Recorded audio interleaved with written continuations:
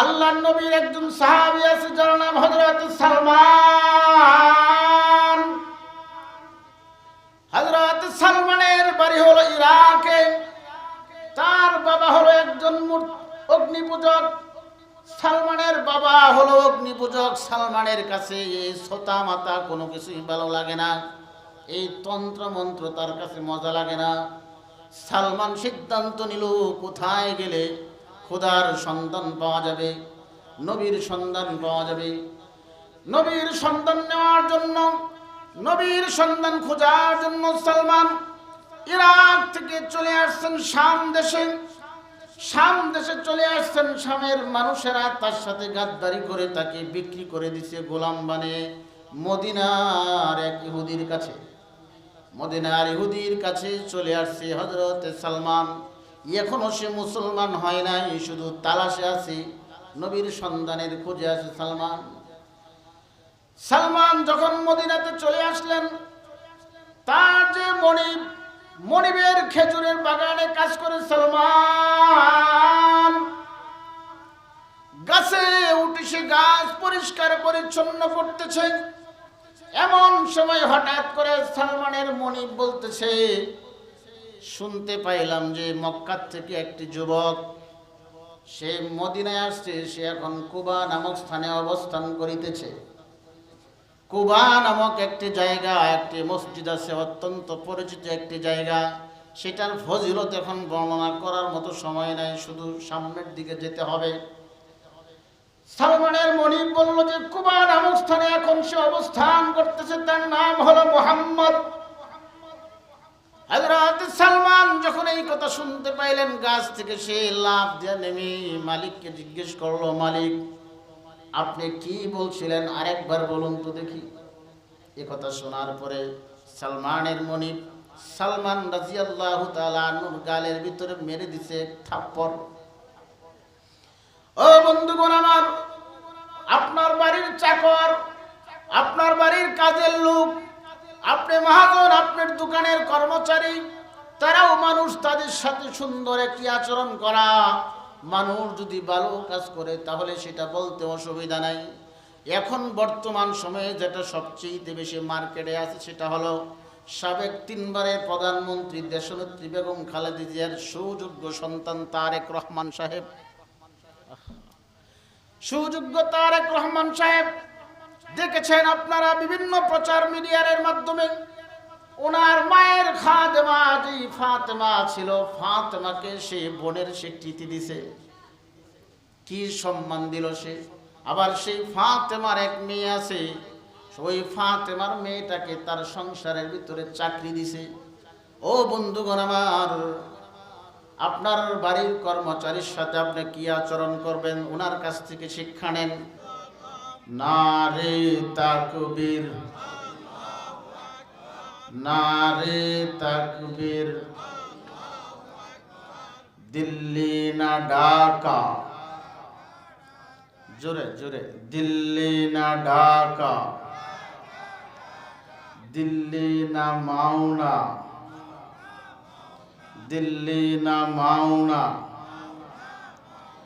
আপোষ না সংগ্রাম,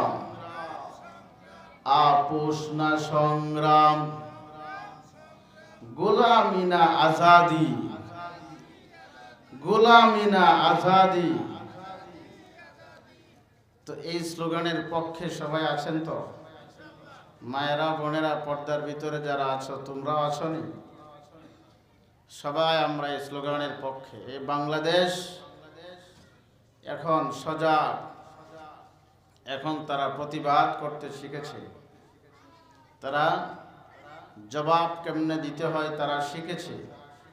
এখন আর এই বাংলাদেশের মানুষ কোনো লাল চামড়ার সম্মুখে মাথা নত করে তারা বাঁচতে চায় না। কথা বলুন ঠিক না বেঠিক? এই বাংলাদেশের মানুষ এখন আর গোলাম হয়ে থাকতে চায় না। আওয়াজ করে বলুন ঠিক না বেঠিক? এই বাংলাদেশের মানুষ এখন কাহারো সাথে ঘুরপাক করে চলতে চায় না। বাংলাদেশের মানুষ এখন তারা সংগ্রাম চায়, এখন তারা আজাদি হয়ে বাঁচতে চায়। সম্মানিত সুধী আমার, সন্ধ্যার পর থেকে অত্যন্ত গুরুত্বপূর্ণ আলোচনা চলতেছে।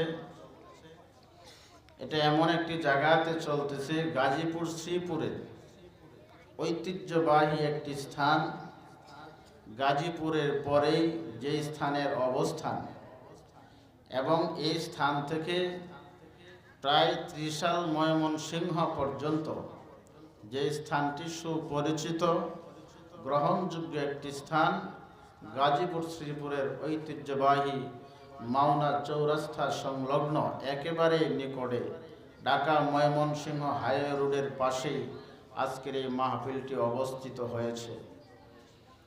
তো এই জন্য একটা মাহফিল একজনে করতে পারে না, সকলের সম্মিলিত মতামত নিয়ে একটি মাহফিল করতে হয়।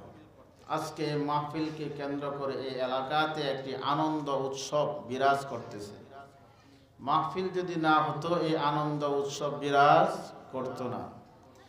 তাই জন্য প্রতি বছর, গত বছর হয়েছে এখানে মাহফিল, এই বছর হচ্ছে, আগামী বছরও যাতে এখানে চমৎকার পরিবেশে একটি মাহফিল হয়, এই কথার পক্ষে তো আমরা সবাই নাকি। তো এবার আসুন কোরআন সুন্নাহ থেকে কিছু গুরুত্বপূর্ণ কথা অল্প সময়ে আপনাদের সম্মুখে আমি পেশ করব। নাহমাদুহু ওয়া নুসাল্লি আলা রাসূলিহিল কারীম। আম্মা বা'দু ফাআউযু বিল্লাহি মিনাশ শাইতানির রাজীম। বিসমিল্লাহির রাহমানির রাহিম। ওয়া ইয ক্বালা লুকমানু লিবনিহি ওয়া হুয়া ইয়া'iযুহু ইয়া বুনাইয়া লা তুশরিক বিল্লাহ ইন্নাশ শিরকা লাযুলমুন কাবীরা। وقال تعالى لقد صدق الله رسوله الرؤيا بالحق لتدخلن المسجد الحرام إن شاء الله آمنين محلقين رؤوسكم ومقصرين لا تخافون صدق الله مولانا العظيم। আল্লাহ পাকের কাছে শুকরিয়া জ্ঞাপন করছি যে রব্বে কারীম দয়া করে মায়া করে আজকের এই মাহফিলে আসার এবং বসার মতো তৌফিক দান করেছেন। সেজন্য সে রবের কাছে কালিমাতুশ শুকুর, শুকরিয়া জ্ঞাপন করছি। সবাই আওয়াজ করে পড়ে নিচ্ছি আলহামদুলিল্লাহ। আমার সম্মুখে উপস্থিত মুরব্বী বাবারা, যুবক বন্ধুগণ, স্নেহের ছোট ভাই, পর্দার অন্তরালে অত্যন্ত শ্রদ্ধেয়া সম্মানিতা, নারীদের শ্রেষ্ঠ জাতি, শ্রেষ্ঠ নারী, আমাদের মায়ের জাতি, সম্মানিত মা ও বোনেরা, এখানে বয়ান করেছেন অনেকেই। এখন আমার পালা, আমাকে আপনারা এই মুহূর্তে সিলেক্ট করেছেন, নির্বাচন করেছেন, বিদায় মাহফিলের লোকজনকে, কর্তৃপক্ষকে আমার পক্ষ থেকে মোবারকবাদ, ধন্যবাদ। আমার পরে ইনশাল্লাহ অল্প সময়ের ভিতরে প্রধান বক্তা চলে আসতেছেন, সেই প্রধান বক্তার জবান থেকে মনোমুগ্ধকর আলোচনা শুনব। এর পূর্বেই আমি আপনাদের সম্মুখে কোরআন শরীফের 31 নম্বর সূরা, সূরা লোকমানের 13 নম্বর আয়াতে কারিমা তিলাওয়াত করেছি। কোরআন শরীফের 21 নম্বর পারার 11 নম্বর পৃষ্ঠাতে এই সূরার এই আয়াতকে সামনে নিয়ে কিছু কথা বলার চেষ্টা করব। সর্বপ্রথম আমাকে এবং সকলকে মানার তৌফিক দান করেন। আয়াতের অর্থটা আগে আমরা বুঝি। আল্লাহ বলতেছেন, ওয়া ইয ক্বালা লুকমানু লিবনিহি ওয়া হুয়া ইয়া'iযুহু ইয়া বুনাইয়া লা তুশরিক বিল্লাহ। হযরত লুকমান আলাইহিস সালাতু ওয়াস সালামের কথা এখানে আল্লাহ তুলে ধরেছেন। হযরত লুকমান তিনার ছেলেকে তিনি কিছু নসিহত করেছেন, সেই নসিহতের কথা আল্লাহ তাআলা এখানে বর্ণনা করতেছেন। তো এখানে সবচেয়ে মজার বিষয় হলো হযরত লোকমান ওনার ছেলেকে খুব সুন্দর একটা ভাষার মাধ্যমে ডাকতেছেন, ইয়া বুনাইয়া, হে আমার বৎস, হে আমার ছেলে। কিন্তু আমাদের অনেক গার্জিয়ানদের অবস্থা হলো, ছেলের নাম যদি হয় জলিল ডাকে হলো জল্লা। অনেক মায়েদের অবস্থা হলো, ছেলের নাম যদি হয় আব্দুল কুদ্দুস ডাকে হলো কুদ্দুসিয়া, মেয়ের নাম যদি হয় নাসরিন ডাকে হলো নাচ্চা। কথা বলুন ঠিক কিনা? এজন্য এই আলোচনা সবার শোনার দরকার আছে। হযরত লোকমান আলাইহিস সালাতু ওয়াস সালাম খুব সুন্দর একটি ভাষার মাধ্যমে তার সন্তানকে তিনি ডাকতেছেন, ইয়া বুনাইয়ালা, হে আমার ছেলে, হে আমার বৎস। বন্ধুগণ আমার, আপনার ছেলেকে, আপনার মেয়েকে গড়ে তোলার জন্য প্রথম শিক্ষককে মা আর বাবা। মা আর বাবা যদি সন্তানের সামনে হুক্কা টানে, সন্তান বড় হয়ে মা বাবার সামনে গাঁজা টানবো। কথা বলুন ঠিক কিনা? মা বাবা যদি সন্তানের সম্মুখে গাঁজা খায়, সন্তান বড় হয়ে মদ খাবে। মা বাবা যদি সন্তানের সম্মুখে মদ খায়, সন্তান বড় হয়ে ইয়াবা বাবা খাবে, গাম খাবে। এজন্য বাবা যিনারা আছেন, আপনাদের উপরে অনেক দায়িত্ব একটি সন্তান গড়ে তোলার জন্য। মা যারা আছেন, মায়েরা, বোনেরা, আমার কথাগুলো গভীর খেয়াল করে শুনতে হবে। সন্তান যদি ভালো না হয়, তাহলে সন্তানের কারণে 14 গোষ্ঠীর জেল খাটতে হয়। অনেক সময় এমন দেখা যায়, বাংলাদেশের একজন বীর পুরুষ, হাজারো লক্ষ পুরুষদের আইডল, হাজারো পুরুষদের চেতনা, যার অনুপ্রেরণায় লক্ষ লক্ষ যুবক যুবতীরা বাঁচতে চায়, সে আমার শহীদ উসমান ভাইকে যে ওই দাউদ ফয়সাল গুলি করে তাকে শহীদ করেছে। তো ভাই, সেই দাউদ ফয়সাল সে মনে করেছে সে জিতে গেছে। আসলে কিন্তু দাউদ ফয়সাল জিতে নাই, জিতে গেছে শরীফ মোহাম্মদ উসমান হাদি। জোরে বলুন ঠিক কিনা? এক উসমান হাদিকে শহীদ করা হয়েছে, লক্ষ উসমান হাদি জমিনে তৈয়ার হয়ে গিয়েছে। কথা বলুন ঠিক কিনা? সেই শরীফ মোহাম্মদ উসমান হাদিকে দাউদ ফয়সাল তার সহযোগী তারা হত্যা করেছে, দিনের দুপুরে গুলি করেছে। আর সেই অপরাধী তার মা, তার বাবা, তার বউ, তাদের পরিবারের সবাই কিন্তু এখন জেলখানাতে। তাহলে এটা কি হলো? মা বাবার ব্যর্থতার কারণে সন্তান হয়ে গেল সন্ত্রাস, সন্তান হয়ে গেল খুনি, আর সেই তাদের ব্যর্থতার ফল হিসাবে এখন তারা আছে জেলখানাতে। এজন্য কথাগুলো দরকার আছে না? শোনার দরকার আছে না? গভীর খেয়াল দিয়ে শুনবেন তো। লোক কম, তাতে কি হয়েছে? মাহফিল চলো লম্বা সময়। রাজি আছেন তো নাকি? ইনশাল্লাহ বলেন সবাই, ইনশাল্লাহ বলেন। সেজন্য বন্ধুগণ আমার, সন্তান যদি আপনার ভালো না হয়, সন্তানকে যদি ভালো না করতে পারেন, তাহলে কিন্তু সন্তানের কারণে আপনার অনেক ভোগান্তি আছে। ও মা, ও বাবা, তুমি সন্তান জন্ম দাও, আবার তুমি তোমার সন্তানকে রিয়াবে দাও, ঠিক কিনা? তুমি তোমার সন্তানকে আবার ফুলির দিয়া ধরায় দাও।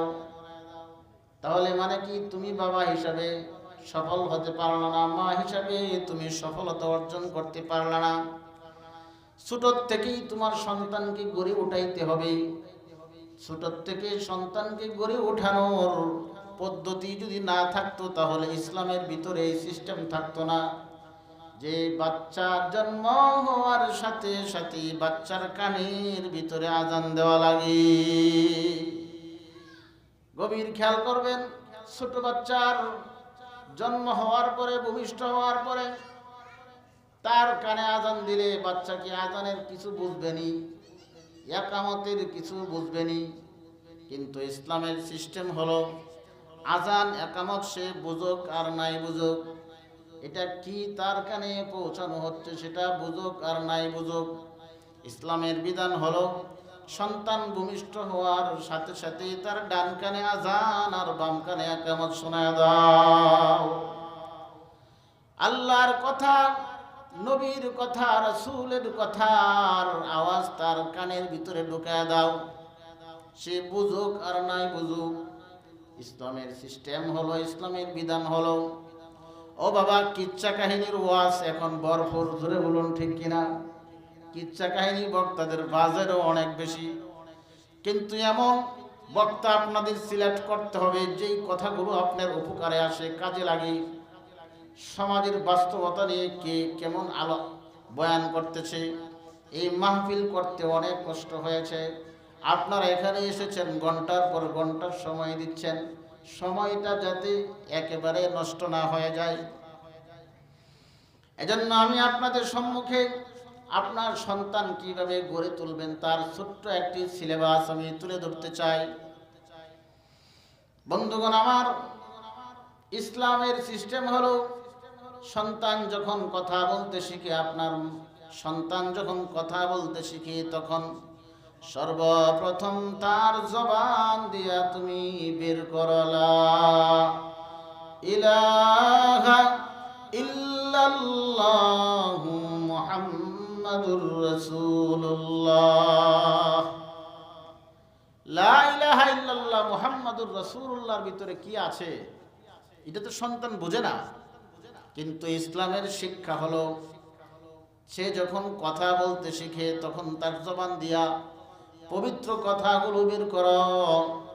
ও মা, 10 মাস 10 দিন তুমি গর্ভে ধারণ করলা সন্তানটাকে, গর্ভে ধারণ করতে তোমার অনেক কষ্ট হয়েছে, সেটা আমরা জানি, আমরাও বাবা হয়েছি। একজন মা সংসারের ভিতরে অনেক কষ্ট করে। ও যুবক ভাই, ও বাবার বয়সী মুরব্বীরা যারা আছেন, ঘরের ভিতরে যদি বিবি সাহেব না থাকে তাহলে মনে হয় যেন ঘরটা বিরান ঘর, ঠিক কিনা? আপনার ঘরের ভিতরে আছে দামি দামি খাট পালং, দামি দামি তোষক লেপ কম্বল, দামি টেলিভিশন, দামি দামি লাইট লাগানো আছে, দামি টাইলস ফিটিং করা হয়েছে, ঘরের ভিতরে লিফটের ব্যবস্থা আছে, খাবারেরও কোনো অভাব নাই, সব ঠিক আছে। সব ঠিক থাকা সত্ত্বেও বিবি সাহেবা যদি ঘরের ভিতরে না থাকে তাহলে ঘরটা মনে হয় বিরান ঘর, ঠিক কিনা?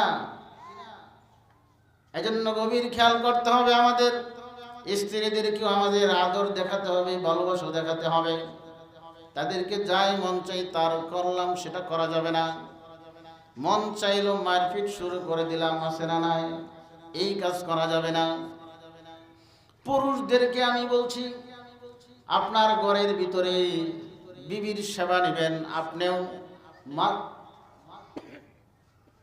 মাঝে মাঝে আপনি বিবির পাশে থাকবেন, কাজকর্মের সহযোগিতায় থাকবেন। আমাদের পুরুষদের বৈশিষ্ট্য হলো যে বিবি যদি খাবার বাইরে না দেয় তাহলে সে খাবার খাইতেই চায় না। কেন ভাই, এটার দরকারটা কি? বিবি কষ্ট করে রান্না করছে, আপনি খাবারটা নিয়ে খান, অসুবিধা কোথায়? কথা কি আমার বুঝেন? সহজ ভাষায় বোঝার চেষ্টা করেন। তার উপরে এত জুলুম কেন আপনি চাপায় দিবেন? বিবি খাবার রান্না করছে, আপনি ঘরে ঢুকেন, পাকঘরে যান, নিজ হাতে খাবার নেন, খাবার বাড়েন, খাবার নিয়ে খান। প্রয়োজনে আপনি খাবার খাওয়ার সময় বিবি সাহেবকে পাশে নিয়ে বসেন, তাহলে এটাই হলো প্রকৃত পুরুষ। আর সব জুলুম তার উপরে চাপায় দিলেন, প্রকৃত পুরুষ তো আপনি হতে পারলেন না।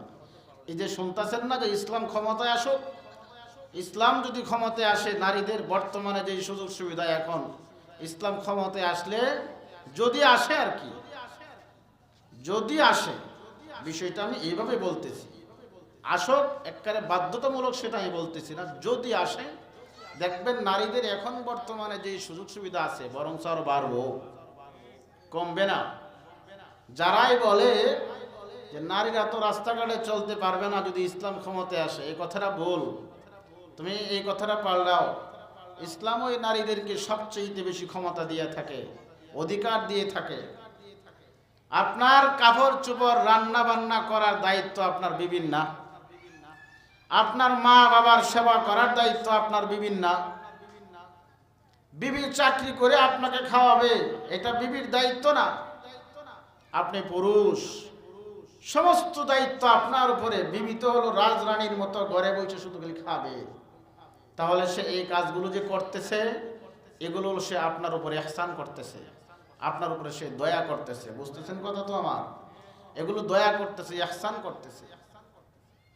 এজন্য বন্ধুগণ আমার, পরিবারে মায়েদেরকে আপনারা গুরুত্ব দিবেন। একজন মা যখন গর্ভে সন্তান ধারণ করে, দেখবেন রাতের বেলা সে ঠিক মতো ঘুমাইতে পারে না, ঠিক মতো খাবার খাইতে পারে না। আপাতত মাথার থেকে দুনিয়ার চিন্তাটা সরাইয়া দেন, বাজে যত চিন্তা বুদ্ধি সব কিছু আপনি সরাইয়া দেন। আমার কথাগুলো মগজের ভিতরে ঢোকানোর চেষ্টা করুন। বিবির গর্ভে যখন সন্তান থাকে, বিবি নড়াচড়া করতে পারে না, ঠিক মতো খাইতে পারে না, আরামে ঘুমাইতে পারে না। এত কষ্ট করলো আপনার ঘরে থেকে, আপনার সংসারে থেকে, এই সে সব কষ্টগুলো আপনার মুখের হাসি দেখার জন্য সে বিসর্জন দেয়, ঠিক কিনা? মায়ের আমার, বোনের আমার, আমি আপনাদের পক্ষে আছি।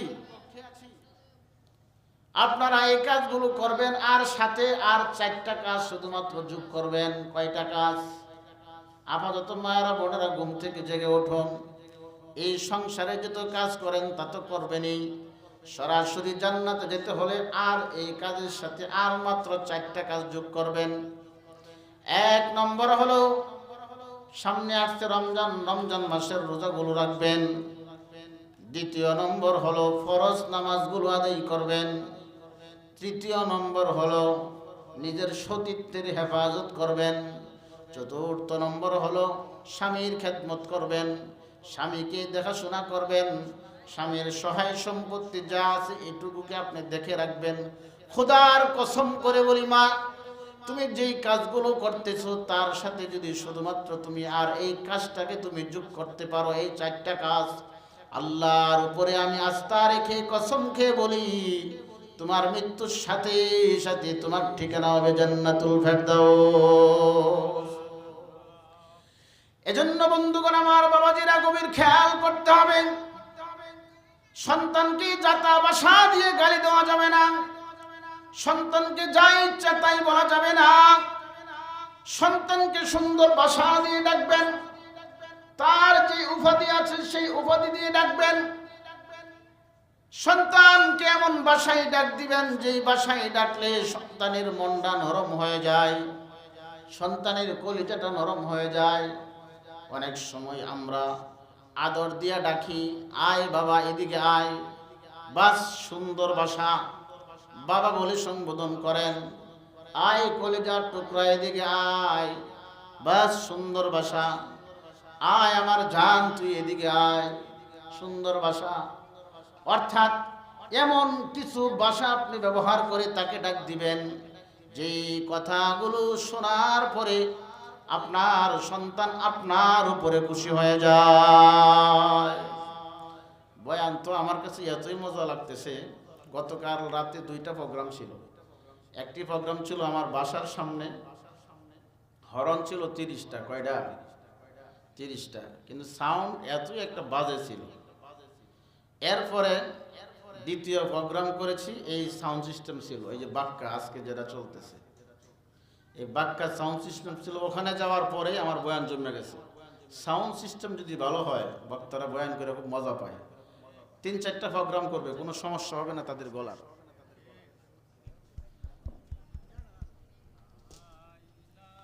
একটু জিকির করে কেউ। সাহেবের আগমন, নারে তাকবীর। এজন্য বাবাজিরা, বন্ধুরা আমার, একেবারে অতি সংক্ষেপ করব। এখন আমি যেই বিষয়টা বলতেছিলাম সেটা হলো, সন্তানদেরকে ভালোবাসা দিয়ে ডাকবেন, আদর করে মায়া করে ডাক দিবেন। হযরত লোকমান আলাইহিস সালাতু ওয়াস সালাম তিনি ডাক দিলেন, ইয়া বুনাইয়া লা তুশরিক বিল্লাহ, হে আমার বৎস। হযরত লোকমান এত সুন্দর করে ডাক দিয়ে বলতেছেন, তোমার 1 নম্বর নসিহত, লা তুশরিক বিল্লাহ, সাবধান তুমি আল্লাহর সঙ্গে কাউকে শরীক করবে না। আল্লাহর সঙ্গে তুমি কাউকে শরীক স্থাপন করবে না। যত জুলুমবাজ এই জমিনের ভিতরে আছে, সবচাইতে বড় জুলুমবাজ হলো যেই ব্যক্তিটা আল্লাহর হুকুমকে ছেড়ে দেয়। আল্লাহর হুকুমকে ছেড়ে দেওয়া হলো সবচাইতে বড় জুলুম। সবচাইতে বড় জুলুমবাজ হলো ওই মেয়ে, যেই মেয়েটা আল্লাহর হুকুম ছেড়ে দেয়। সবচাইতে বড় জুলুমবাজ হলো ওই পুরুষ, যেই পুরুষটা আল্লাহর হুকুমকে ছেড়ে দেয়। লোকমান হাকিম প্রথম নসিহত করেছেন, লা তুশরিক বিল্লাহ ইন্না শিরকা লাযুলমুন আযীম। নিশ্চয় আল্লাহর সাথে শরীক করা হলো সবচেয়ে বড় নাফরমানি, সবচেয়ে বড় জুলুম। সম্মানিত শুধু আমার যেহেতু ক্যামেরাম্যানরা আছে, তাদেরকে ছোট্ট একটা খোরাক আমাদের দিতে হবে। ওই খোরাকটা দিয়েই আমি বিদায় নিচ্ছি। তো এটা হলো আজকের যে রাত, সবে মেরাজের রাত, জানেন না? বরকতি নবী, এই নবী মেরাজে গিয়েছিলেন। তো সেই সম্পর্কে আমি বলতে চাচ্ছি না, আমার আপনার নবীদের কেমন বরকতি ছিলেন, শুধু এটুকু বলে আমি বিদায় নিব। কবির খেয়াল করবেন, হ্যাঁ, আমার দিকে তাকান সবাই। আল্লাহর নবীর একজন সাহাবী আছে, যার নাম হযরত সালমান। হযরত সালমানের বাড়ি হলো ইরাকে। তার বাবা হলো একজন অগ্নি পূজক। সালমানের বাবা হলো অগ্নি পূজক। সালমানের কাছে এই ছোটা মাতা কোনো কিছুই ভালো লাগে না, এই তন্ত্র মন্ত্র তার কাছে মজা লাগে না। সালমান সিদ্ধান্ত নিল, কোথায় গেলে খোদার সন্ধান পাওয়া যাবে, নবীর সন্ধান পাওয়া যাবে। নবীর সন্ধান নেওয়ার জন্য, নবীর সন্ধান খোঁজার জন্য সালমান ইরাক থেকে চলে আসছেন শাম দেশে। শাম দেশে চলে আসছেন। শামের মানুষেরা তার সাথে গাদ্দারি করে তাকে বিক্রি করে দিছে গোলাম বানিয়ে মদিনার এক ইহুদির কাছে। মদিনার ইহুদির কাছে চলে আসছে হযরত সালমান। এখনো সে মুসলমান হয় নাই, শুধু তালাশে আছে, নবীর সন্ধানের খোঁজে আছে সালমান। সালমান যখন মদিনাতে চলে আসলেন, তার যে মনিবের খেজুরের বাগানে কাজ করে সালমান, গাছে উঠে সে গাছ পরিষ্কার পরিচ্ছন্ন করতেছে। এমন সময় হঠাৎ করে সালমানের মনিব বলতেছে, শুনতে পাইলাম যে মক্কা থেকে একটি যুবক সে মদিনায় আসছে, সে এখন কুবা নামক স্থানে অবস্থান করিতেছে। কুবা নামক একটি জায়গা, একটি মসজিদ আছে, অত্যন্ত পরিচিত একটি জায়গা। সেটার ফজিলত এখন বর্ণনা করার মতো সময় নাই, শুধু সামনের দিকে যেতে হবে। সালমানের মনিব বলল যে কুবা নামক স্থানে এখন সে অবস্থান করতেছে, তার নাম হলো মুহাম্মদ। হযরত সালমান যখন এই কথা শুনতে পাইলেন, গাছ থেকে সে লাফ দিয়ে নেমে মালিককে জিজ্ঞেস করলো, মালিক আপনি কি বলছিলেন, আরেকবার বলুন তো দেখি। এ কথা শোনার পরে সালমানের মনিব সালমান রাদিয়াল্লাহু তাআলা আনহুর গালের ভিতরে মেরে দিছে থাপ্পড়। ও বন্ধুগণ আমার, আপনার বাড়ির চাকর, আপনার বাড়ির কাজের লোক, আপনি মহাজন, আপনার দোকানের কর্মচারী, তারাও মানুষ, তাদের সাথে সুন্দর একটি আচরণ করা। মানুষ যদি ভালো কাজ করে তাহলে সেটা বলতে অসুবিধা নাই। এখন বর্তমান সময়ে যেটা সবচেয়ে বেশি মার্কেটে আছে সেটা হলো সাবেক 3 বারের প্রধানমন্ত্রী দেশনেত্রী বেগম খালেদা জিয়ার সুযোগ্য সন্তান তারেক রহমান সাহেব। সুযোগ্য তারেক রহমান সাহেব দেখেছেন আপনারা বিভিন্ন প্রচার মিডিয়ার মাধ্যমে, ওনার মায়ের খাদেমা যে ফাতেমা ছিল, ফাতেমাকে সে বোনের স্বীকৃতি দিছে, কি সম্মান দিল সে। আবার সেই ফাতেমার এক মেয়ে আছে, ওই ফাতেমার মেয়েটাকে তার সংসারের ভিতরে চাকরি দিছে। ও বন্ধুগণ আমার, আপনার বাড়ির কর্মচারীর সাথে আপনি কি আচরণ করবেন, ওনার কাছ থেকে শিক্ষা নেন। এবার হযরত সালমানকে যখন তার মনিব গালের ভিতরে চর বসায় দিল, সালমান আর দেরি করলেন না, সাথে সাথে সে নবীর নাম শুনে পড়ে নিল, লা ইলাহা ইল্লাল্লাহু মুহাম্মাদুর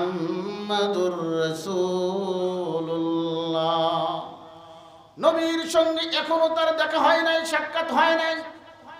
হঠাৎ করে একদিন তার নবীর সঙ্গে সাক্ষাৎ।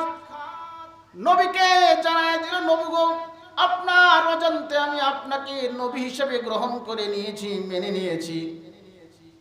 হযরত সালমান কান্না জড়িত কণ্ঠে বলতেছেন, নবী গো, আমি আপনার পাশে থাকতে চাই, কিন্তু আমার মনিব তো থাকতে দিবে না।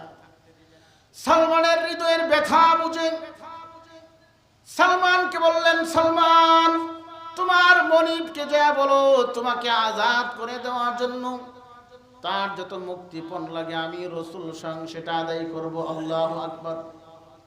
হযরত সালমান চলে গেলেন নবীর কাছে, ইহুদির কাছে চলে গেল, তার মনিবের কাছে চলে গেল, গিয়া জানায় দিল, নবীজি সংবাদ পাঠাইছেন, আপনি মুক্তিপণ কি চান?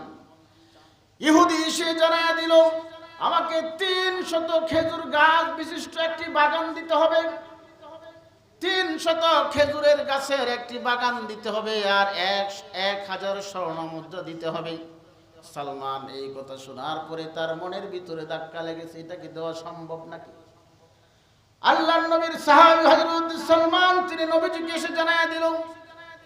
নবীজি বললেন, সালমান, তুমি ভয় পেও না, আল্লাহর উপর ভরসা রাখো, তোমার জন্য অবশ্যই একটি রাস্তা বের হয়ে যাবে। সুবহানাল্লাহ। আল্লাহর নবী বললেন, সালমান, যাও তোমার মনিবকে যা বলো জায়গা নির্ধারণ করার জন্য। নবীজি জানায় দিলেন, ও আমার সাহাবীরা, সালমানকে ইহুদির হাত থেকে মুক্ত করতে হবে, তোমরা খেজুর গাছ সংগ্রহ করো। সাহাবীরা এবার 8টা 10টা করে খেজুর গাছ সংগ্রহ করতে লাগলো। যখন সেই সমপরিমাণ সংখ্যা পরিমাণ খেজুর গাছ হয়ে গেল, চলো এবার আমরা যাই, সেই ইহুদির জমিনে যাই। দেখেন কি করুণ দৃশ্য, নবীর হাতে কি বরকত। আল্লাহর নবী নিজ হাতে তিনি খেজুরের চারা জমিনের ভিতরে রোপণ করেন, আর সেই খেজুরের চারার গোড়াতে পানি ঢালেন হযরত ওমর। আল্লাহু আকবার বলা যাবে না? নবীজি খেজুরের চারা রোপণ করে পানি ঢালে কে? হযরত ওমর পানি ঢালে। নবীজির হাতে 299টি খেজুর গাছ তিনি রোপণ করলেন। খেজুর গাছ রোপণ শেষ হয়ে গেল, হযরত সালমান শুধুমাত্র একটি গাছ রোপণ করেছেন। রোপণ করার পরে নবীজি দোয়া করলো, আল্লাহ, সালমানকে মুক্ত করার জন্য আমরা এই কাজটুকু করেছি, তুমি ফলের ব্যবস্থা করো। কিতাবের ভিতরে লেখা হয়েছে, নবীজি দোয়া করতে শেষ হয়েছে, হাত নামাইতে শেষ হয়েছে, সাথে সাথে অটোমেটিক সেই গাছগুলো বড় হয়ে গাছের ভিতরে ফল চলে আসছে। সুবহানাল্লাহ। আওয়াজ করে বলতে হবে সুবহানাল্লাহ। 299টি গাছের ভিতরে ফল চলে আসছে, আর একটা গাছের ভিতরে ফল আসে নাই। গবেষণা করা হলো, কেন আসলো না? গবেষণা করে বের করা হয়েছে, ওই গাছটা রোপণ করেছিলেন হযরত সালমান। নবীজি আবার সেই গাছটা উঠাইলেন, তিনি নিজ হাতে রোপণ করলেন, সাথে সাথে ওই গাছের ভিতরেও চলে আসছে ফল। প্রথম নম্বর শর্ত আদায়। দ্বিতীয় নম্বর শর্ত আদায় হলো, মুরগির ডিমের মতো স্বর্ণের টুকরা সালমানের হাতে দিলেন, যাও গিয়া তোমার মনিবকে দাও। সালমান দেখার পরে বলে যে, হুজুর, কই 1000 স্বর্ণ মুদ্রা, কোথায় মুরগির ডিমের মতো? নবীজি বললেন, যাও তুমি গিয়া তোমার মনিবকে দাও। দেখা গেল ওজন করা হলো 1000 স্বর্ণ মুদ্রার চাইতেও আরো বেশি ওজন হয়ে যায়। ইহুদি যখন এই কারিশমা দেখতে পাইল, এই অলৌকিক মুজিজা নবীর বরকত যখন ইহুদি দেখতে পাইল, ইহুদি বলে যে, সালমান, আমার খেজুর বাগানের দরকার নাই, আমার স্বর্ণের দরকার নাই, এই সবগুলো আমি নবীর নামে ওয়াকফ করে দিলাম। আমিও আর দেরি করলাম না, সেই ইহুদিও কালিমা পড়া শুরু করে দিয়েছে, লা ইলাহা ইল্লাল্লাহু মুহাম্মাদুর রাসূলুল্লাহ।